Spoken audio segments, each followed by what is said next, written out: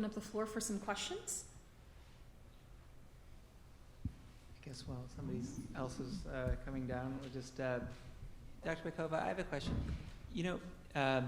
When we think about sending a thrombophilia panel, it's typically in a patient who has not had a previous vascular event. It's typically kind of a sort of an outlier.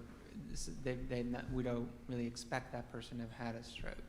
So my question for you, is there any thrombophilia that we would find on that testing that we would treat with anticoagulation within the first 12 weeks? Is there truly any positive finding in our panel that would change your clinical management to anticoagulate a patient that early?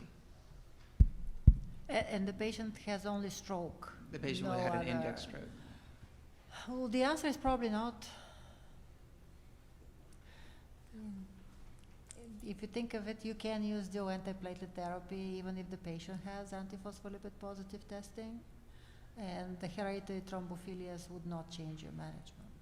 So we actually recommend not to check hereditary thrombophilias as much as possible, not only for arterial, but even for venous thrombosis at the acute setting. It's very rare that the patient has autoimmune diseases, for instance, and we're concerned about antiphospholipid, but the hereditary thrombophilia testing can be done later on. We do have a question from online, also for Dr. Petkova. Someone is asking about their niece, who at the age of 12 was diagnosed with antiphospholipid syndrome after exhibiting symptoms and being diagnosed with the stroke. Any insights on pediatric antiphospholipid syndrome, including specific diagnostic aspects and challenges? Yeah, I have to apologize. I'm not a pediatrician at all. To my knowledge, the same criteria are used in the pediatric world. I suspect they're not at all validated in pediatric patients. It's extremely rare. I'm sorry about the relative, but it's a difficult thing to commit somebody to warfarin for the next 80 years. Dr. Malik? Yeah, thank you. My question is actually for Dr. Kagan. I think this comes up a lot. We were discussing this earlier about blood pressure management, especially in the acute setting, and I know in the ICU, this is something that's a big discussion. I wondered from the nephrology world what your thoughts are about, let's say, in the setting of hemorrhagic transformation, kind of blood pressure control to avoid decreased perfusion to the kidneys. Thank you for that question. I think the answer in this situation is going to sort of go back to save the neurons, we'll deal with the nephrons, right? So in an acute situation, you certainly worried the most about perfusion, adequate perfusion, autoregulation to the brain, whether it's from the hemorrhagic or ischemic situations. Yes, we definitely do see in the population, it's not uncommon for us to see patients who come in with a hemorrhagic stroke require pretty aggressive blood pressure management compared to what they typically run. Those patients typically have underlying chronic kidney disease, and it's very common to see acute kidney injury following that. We can deal with that. So save the brain, we'll deal with the kidneys later. Another question for Dr. Kagan. When we do think about these patients who have more advanced renal disease, the blood pressure is what's really driving their cerebrovascular disease. And that's exactly when they become very difficult to control from a blood pressure standpoint. Any updates on renal denervation, anything cutting edge beyond medical management for blood pressure control in that patient population? That's a great question. That's a question that's been ongoing for now a decade at least, and trying to figure out at this point, unless there is a very clear subset of hypertensive disease, sort of some patients with who have kidney disease but also have renal vascular hypertension, renal artery stenosis.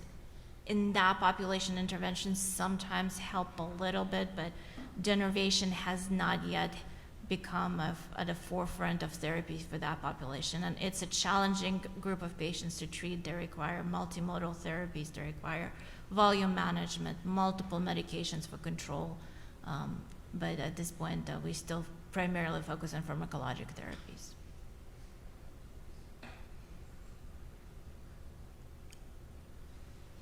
one other question for Dr. Patel. You know, the TSTT trial, you mentioned that the interventions were strategic. So was it limited to statin and ezetimibe, or were they allowed to go beyond that, those medication options in targeting, and even including the PCSK9s in that trial? Yeah, that's a great question. You know, I'd actually have to look back because I believe that trial was published in 2020, so we would have had PCSK9 inhibitors available to us, approved on the market. I can't recall exactly. I believe it was mostly statin and ezetimibe, and they were able to toggle on the dosing of the statin, but I can't recall right now. My apologies if PCSK9s were. I don't know if anybody else knows the answer, perhaps. No, but you have to follow up just the statin intolerance or maybe even statin hesitancy. You know, there are patients in whom starting is just not an easy conversation. Any thoughts or strategies or ways to kind of deal with that? Yeah, so I think it's very important we talk with our patients about you know, risks and benefits of all therapies, and there are lots of very interesting studies that have been coming out about the nocebo effect of statins. When we talk about a placebo effect, there's even something called a nocebo effect, where potentially we are overestimating the side effects in these clinical trials when we look at statin-associated myalgia. It's a very interesting, almost philosophical thing to think about. But when it comes to actually taking care of patients at the bedside, I think we still need to discuss potential side effects, which includes myalgias, let patients know that there are ways to mitigate that, which includes switching dosing of statins, timing of day of statins, even frequency of statins, as well as the specific agent within the class of statins. We still see dramatic LDL cholesterol lowering with once weekly rosuvastatin as low as 5 milligrams. So we are typically able to get patients on at least some degree of statin therapy.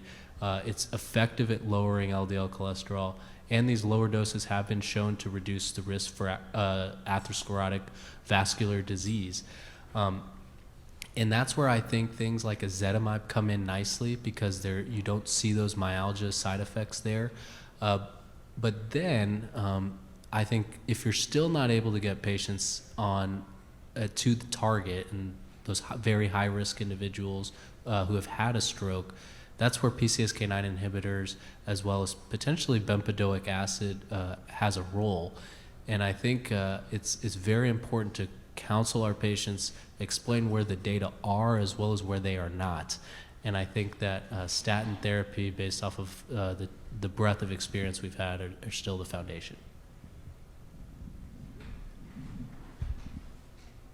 For the bempedoic acid, are you looking at documenting like an actual CCK on a person that has had myalgia? Because as you know, some people just say, I feel yucky. It's like they're really not having a lot of muscular side effects or anything. What degree of, I guess, side effect would constitute, you know, a good reason to flip somebody off their statin and put them on something more expensive like the bempedoic? Yeah, it's a really great question and practical one we tackle a lot in clinic. I think that at the end of the day, I still try to get my patient on some level of a statin, even if it's a lower dose, even if it's a once weekly rosuvastatin. That's something that I use not infrequently. Typically, we can find something that will work for our patients. If I'm still not able to get to goal and the patient is potentially not wanting to do something like an injectable subcutaneous PCSK9 inhibitor, I think that's where bempedoic acid may have a role. And in terms of the degree of their symptoms, it's really a conversation with the patient. If they don't feel well, it's not just about prolonging life, it's also about their quality of life. I don't want to make them miserable with these muscle aches. Whether or not it's the medication or something else, I still will try to work with them to get those symptoms under control. And then if I'm not able to use an effective agent with a good evidence base like a PCSK9 inhibitor, then I think bempedoic acid is a good option. I just wanted to ask a question on the feeling from the statins. Does coenzyme Q10, are you having success with that? Yeah, it's a great question. So CoQ10, I believe, several years ago was definitely something that was in style, but when it's actually been studied rigorously, there are not great data to support its use for patients. I know many are using it because it's over the counter, but I typically try to discuss where the data are, and I don't think the data are there supporting CoQ10.